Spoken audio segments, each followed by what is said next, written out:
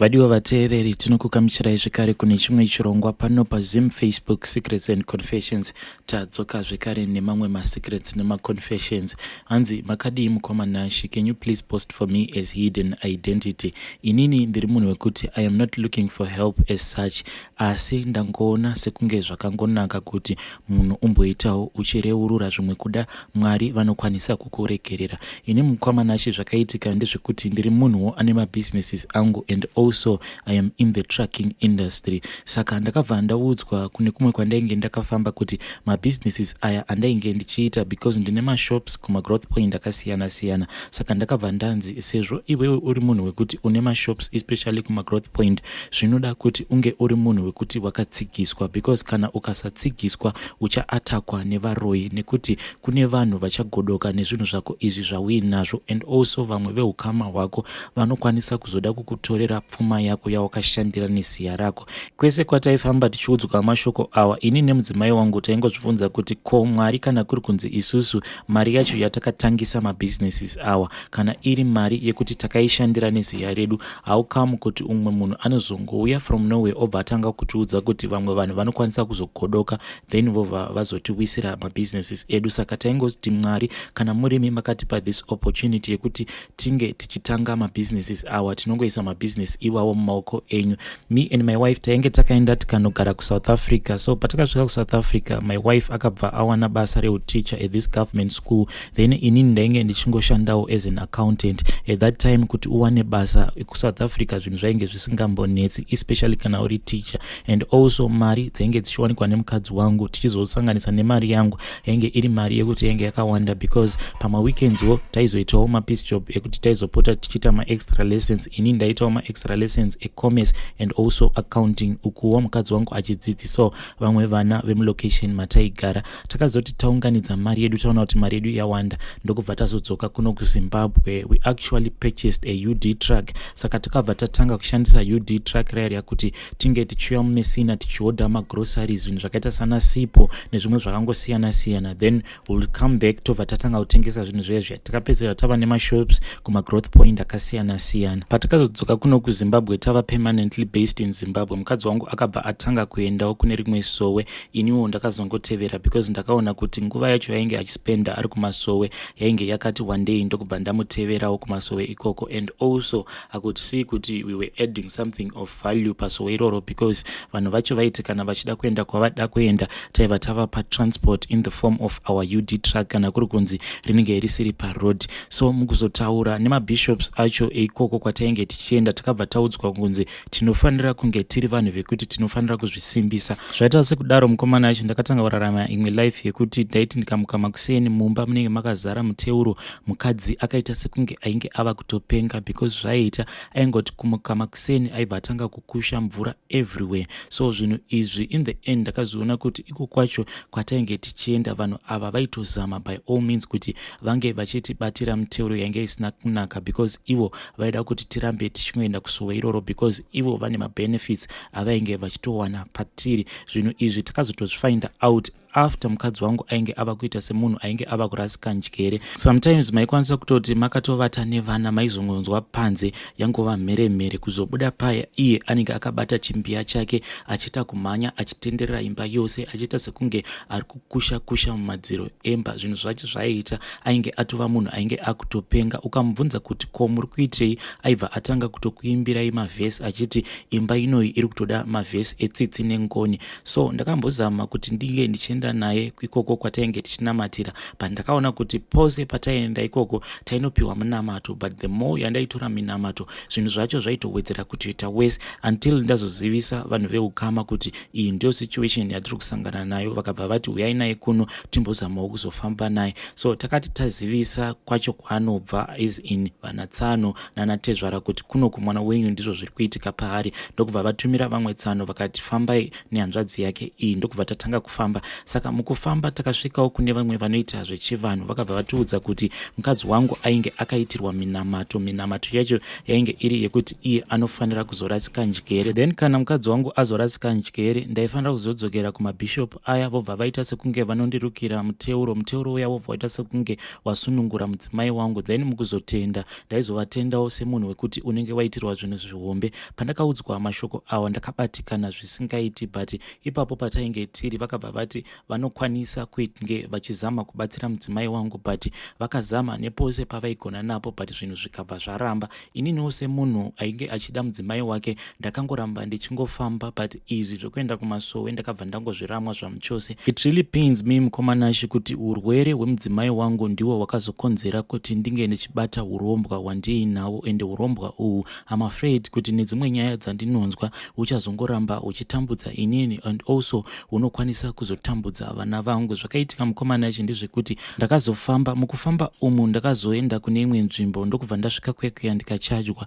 Mari yose yandakachajwa mukomanashi including yedare nekuti mudzimai wangu ange achirapwa, I think inosvika ikoko close around to $4,000. Ndakabuda mari yakawandisa zvekuti ndakazviudza kuti apa pandava kungosacrifice whether mudzimai wangu apona kana kuti zvangoramba zvakadaro. So mudzimai wangu vakabva vati ndinofanira kunge ndichimusiya ikoko, ini ndombodzokera kumba, ivo vachazoita zvokundifonera. So pandakazodzokera kuya mukomanashi ndakasvika mudzimai wangu achiita sekunge ainge ari nani. Vaya vakabva vandiudza kuti mhiko dzakaiswa pamudzimai wangu imhiko dzakakurisa zvekutoti kuti ivo vadzikurire vari voga hazvitomboiti. Panotoda umwe mweya unenge wakatosimba unopota uchirwidzana nemhiko idzodzo, because vaiti zvinhu zvacho zvinotoita zvekutumwa zvobva zvauya zvobva zvaataka mudzimai wangu. Mudzimai wangu obva atanga kuita zvezvo zvekuti anomhanya akabata mbiya achikusha madziro emba achiimba iwo mavhesis ake aiti mavhesis etsitse. Saka vaiti zvinhu zvacho zvakaita sekunge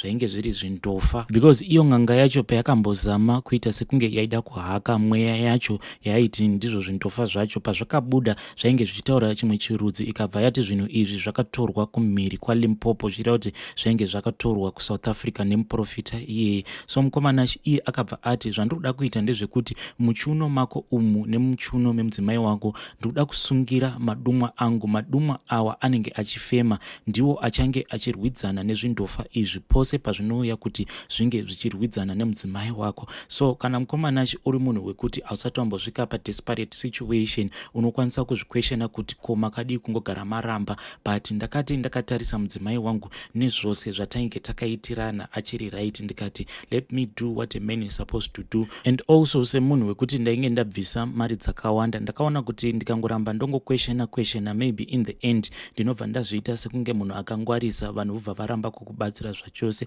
And considering the situation yekuti mukadzi wangu ainge ari mairi yainge yakaoma, because when I was looking at tsano vacho vainge vakatumwa kuti ndinge ndichifamba navo vainge vatosiyana nazvo kudhara, because vakangofamba neni for just a little while ndokubva vatodzokera vakati tsano indakwa kumbodzokera kumabasa, chimbosarai muchifamba nemhuri yenyu. Saka ipapo ndakangoenda nemudzimai wangu tingori tu, ndikati nhamo iyi Mwari yamakandipa yatova nhamo yangu.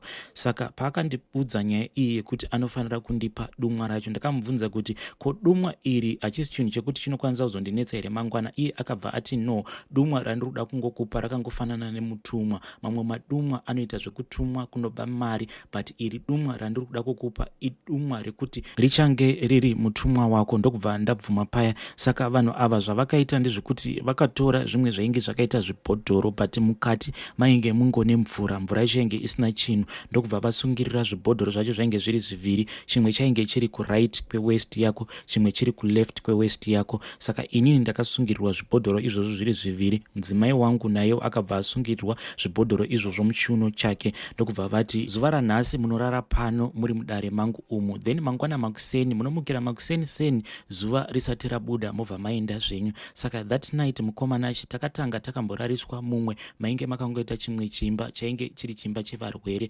Then wakazoti kwava usiku vakazoti dana vakati vanangu chirarai umu mudare mangu, ini ndava kumboenda kunorara. Ndokubva tarara muya, but mukomanashi mupaimo maityisa, because usiku hwose maita sekunge mainge muine imwe nyoka yaingorara ichingotenderera. Nyoka iyi waiti kana ukasvinura uchida kuzama kuti uone kuti inyoka here kana kuti chii, yaibva yati zii, but kungonovhara maziso waitanga kunzwa kuti mumba umu mune zvimwe zvinhu zviri kufamba. And also also tambo dzacho dzainge dzakatisunga muchiuno, zvakaita sekunge munhu aita kutisunga muchiuno, because ndakasvika pakurwadziwa ndichinzwa kuti tambo iyi iri kuita sekunge iri kuita kunyura munyama, because yairamba ichingonzi shwe kusvika mudzimai wangu atanga kuchema achiti ndarwadziwa kani, ndiri kurwadziwa muchiuno. Pandakamuudza kuti usabvisa tambo iyoyo, ngatimirire kusvika mangwana makuseni mukadzi wangu. Saka takashingirira but hatina kurara, because one, mumba umu mainge muchityisa. Dzimwe nguva wainzwa sekunge dhoo ravhurwa, dhoo ravharwa, but uchinosimudza musoro kudai so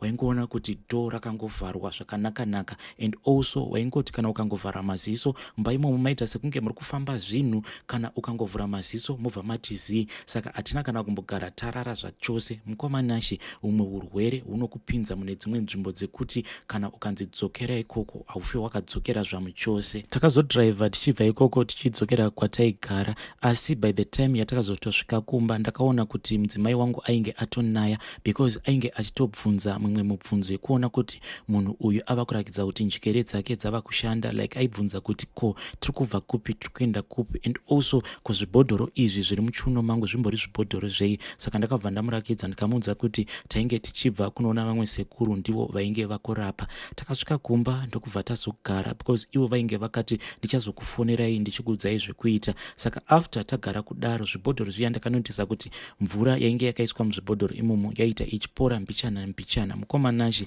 at that time tainge tatangawo kamwe kashopu kedu, tainge tichitengesa matv. At that time kwainge kuine matv aya ema black and white, and also nema DVD nema radio aipinza maCD. So I had to go there ndichinocheka musikana ainge achitishandira, and also nekukesha in mari. But ndaiti kana ndichienda ikoko, ndakatomboita mazuva ndichienda ikoko ndakapfeka rinozi bomber jacket, and at that time kwainge kuchita kupisa. You know kuti Zimbabwe is hot like that. Vanhu vaitoshamisika kuti komundara uyu chiko chiri kumboitika paari. Most of the people I think kuti vakatombofungidzira kuti mundara uyu maybe atobatwa neAIDS, because ndaingogara ndakangopfeka zibomber jacket.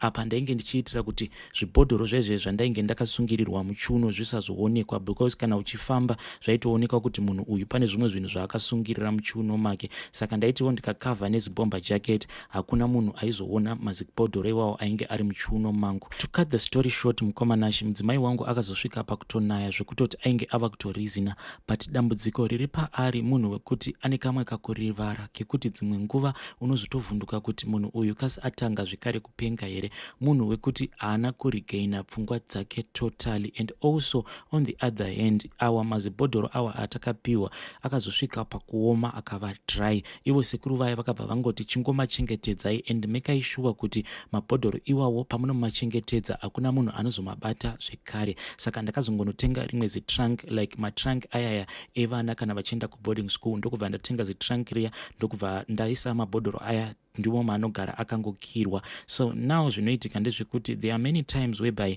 ndinorota, but kurota kwandinoita ndinorota umwe munhu anenge achiita sekunge mufudzi wemombe anobva auya kwandiri. Panouya kwandiri anobva ati ane nyota, panongoti ane nyota, then suddenly ndinobva ndaona kuti mumaoko mangu munobva maapia umwe mukombe uyu kana ndikatarisa munenge musina mvura, but munenge muine ropa, zvekutoti munhu uyu pandinomupa achitanga kunwa ndinotoona kuti muromo wake unenge watotsvuka zviya zvinoratidza kuti munhu uyu ari kunwa ropa. Anobva apedza obva anditambidza mukombe uya, paanongonditambidza mukombe unobva wadisappear, and also iye anobva adisappear. Then suddenly pamberi pangu panobva paapia mabhodhoro 4, mobva mabuda futi vamwe vanhu 4 vachiti vose vane nyota. Saka all of them I have to give them mukombe iwo one by one vachidisappear, one by one vachidisappear kusvika vose vapera. Saka kuhope ikoko dzimwe nguva munhu uyu aapia kudaro anobva anditi ndine nyota. Apa ndinenge ndakabata mukombe uya unenge wakazara ropa, ndobva ndamboramba, because there are many times pandinotomboramba ndichiti mukombe uyu handikupi, enda unotsvaka kukunwira kumwe.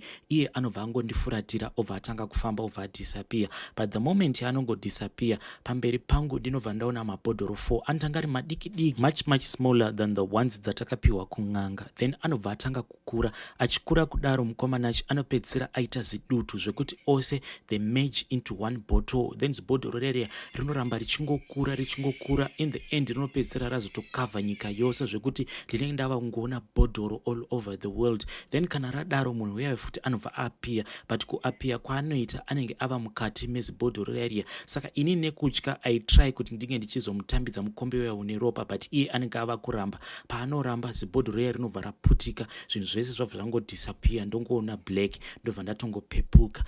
Ng'anga iyi ndakamboiudza hope dzose idzi dzandiri kusangana nadzo, but iye akangondiudza kuti Dumwa iri randakakupa harisi chikwambo, handiwe une plot. Ndikabva ndati saka zvaunoita muzukuru ndezvekuti kuplot kwako kana kuri kunzi ukaona munhu iye anyanyisa kukunetsa kuhope, unongotora mbudzi kana huku kana uchida kunyange mombe kana uchida kutenda Dumwa rako iri, then wobva wangouraya. Kana wauraya nyama yacho unongosiya ipapo, ungosiya iri musango kudaro. Nyama iyoyo haidyiwe nemunhu, kana ichinzi inozodyiwa nemhuka, asi iwewe nemhuri yako hamufaniri kunge muchizodya nyama iyoyo. At that time komanashi sekuru ava vainge vachiri vapenyu. Takatombosvika pakunetsana mudare mavo, vakati chiregedza kuita sekunge uri kudheerera dare rangu, because ndainge ndaboyekana nemashoko acho avainge vachindiudza, because ndakavabvunza ndikati sekuru zvandakauya pano handirambe kuti makandibatsira, but why musina kundiudza kuti zvinhu izvi zvamuri kuda kundipa mangwana zvine Ropa mukati? Ivo vakabva vangoti uchiuya pano waitsvakei? Ndikati ndainge ndichitsvaka ruponeso kuti mudzimai wangu akwanise kupora. Ndokubva vati kumudzimai wangu, muzukuru wakapora here? Iye mukadzi wangu akabva angoti hongu sekuru, mazuva ano ndinonzwa sekunge ndiri nani, even though here and there ndinopotawo ndichimborwara, but vakabva vati handiti wakapora. Iye akabva ati hongu sekuru. Ndokubva vati kwandiri saka uri kudei kwandiri muzukuru? Ndikati ko chinhu ichi chacho kwai muri kuti ndinofanira kunge ndichipota ndichichivhira nyama yembudzi kana kuti nyama yehuku kana kuti yemombe? Pandakangotaura nhau yemombe, sekuru ava vakabva vati muzukuru wauya zvakanaka. Kana uchiti iwewe kuvhiya mombe kwakangofanana neupenyu hwemunhu, iwewe mudzimai wako wakauya naye pano rini? Ndikabva ndati sekuru ipapo handicharangariri. Ndokubva vatuma umwe muzukuru wavo, vakabva vati enda unotora bhuku riya. Pavakauya nebhuku vakabva vatsvaka zita rangu, ndokubva vaona kuti ndainge ndakauya kudare kwavo muna 2009. Vakabva vanditi muzukuru, pano wakauya muna 2009 mudzimai wako achirwara. Vakabva vanditsikirira vakati paukauya pano mudzimai wako uyu aipfeka napkin kana kudya ainge asingagoni. Ndakatoita zvekutomubikira usvusvu kuti akwanise kutanga kudya. Nhasi wava kuuya pano uchiti mombe yakafanana neupenyu hwemunhu. Saka kana mombe yakafanana neupenyu hwemunhu kubva 2009 kusvika date ranhasi 2016, ndinoda mombe 2 pagore. Saka ndidzo mombe dzandakachajiwa mukomanashi up until today. Handisati ndakwanisa kuendesa mombe idzodzo because takakakavadzana kusvika ndazoramwa ndikabuda mudare imomo. Now that I can hear other people's confessions, ndasvika pakuzvibvunza kuti saka ndichazvifambisa sei, because sekuru ava pavakafa I never even bothered kuti ndinge ndiri content kuti ndine chikwereti chavo. And also after pandakanzwa kuti vainge vashaya, ndakamboita nguva ndichivarota kudaro, taita sekunge taifamba musango, then mukufamba musango taigara tichingosangana nemombe.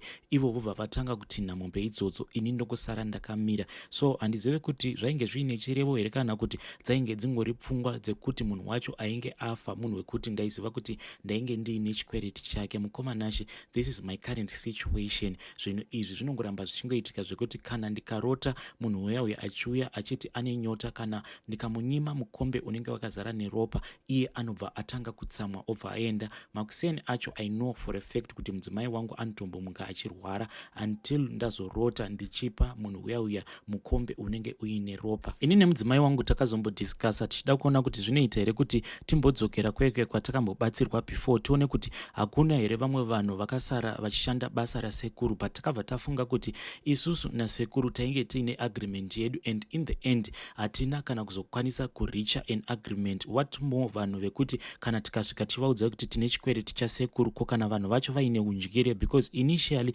ivo sekuru ndainge ndakavapa $4,000 kuti vange vachirapa mudzimai wangu, but vakabva vandipa zvimwe zvinhu zvekutoti zvinotoda more, zvekuti in the end maybe zvinokwanisa kuzokosta upenyu, I don't know kuti wehama here kana kuti wevana vangu. And also ivo sekuru vakarakidza kuti vanoda mombe 2 pagore, I don't know kuti kusvika rini. So we just thought kuti kana munhu ukagara wangosvika paground apa uine chikwereti chemufi, vanhu vakangoziva kuti une chikwereti chemufi vanokwanisa kuzokusimudzira mhepo vachida kuti mufi iyeye atanga kutange kukunetsa kusvika wazobhadhara chikwereti chake. Saka mukomana she, that is why in the beginning of my voice note ndati handizive kuti ndine help here yandinokwanisa kuwana out of this situation that I find myself in, but handisi munhu wekuti ndakabata zvinhu zvacho ndichida kana kuti pane munhu wandaida kukuvadzisa. It was just that I was fighting for the life of my wife. Ini nemudzimai wangu taitozviraramira a stress free life tisinga care about anything, but in the end patakazopinda muchechi iyi, chechi yemasowe, ndimo matakazoitirwa mhiko dzakazokonzeresa kuti in the end tizobatiswa zvinhu izvi zvatakabatiswa nekusaziva. Mukomanashi, inini ndainge ndiri munhu wekuti